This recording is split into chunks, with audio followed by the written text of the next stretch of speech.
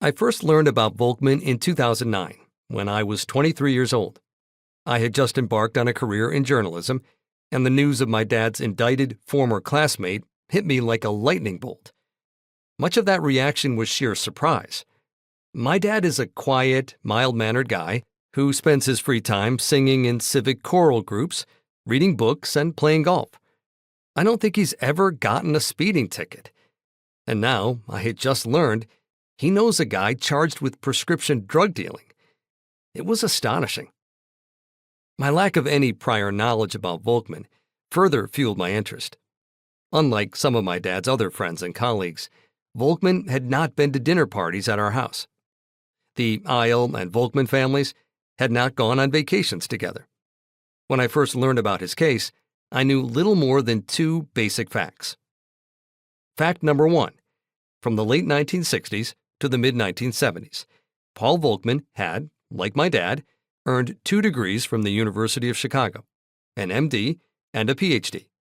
The federal government had paid for this education through a scholarship program known as the Medical Scientist Training Program, MSTP.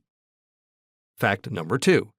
In 2007, Volkman was charged with a massive prescription drug dealing scheme that, according to prosecutors, involved guns, cash, pills, and the overdose deaths of more than a dozen patients.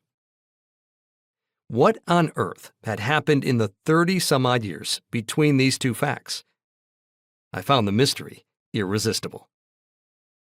A few months after I learned about Volkman's case, I sent him a letter.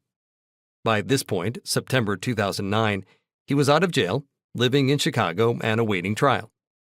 And to my surprise, and surely against what his lawyers would have advised if he had asked them, he was willing to speak with me.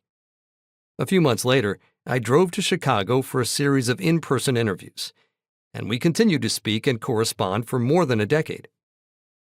By now, as I write this, I am extremely well-versed in Volkman's version of what happened in his life and career.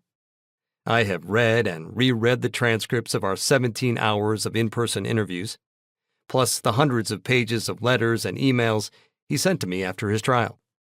I've also assembled a trove of his other letters, emails, interviews, essays, comments on news websites, legal filings, and sworn testimony in various court proceedings. You will hear excerpts and quotes from these materials throughout this book.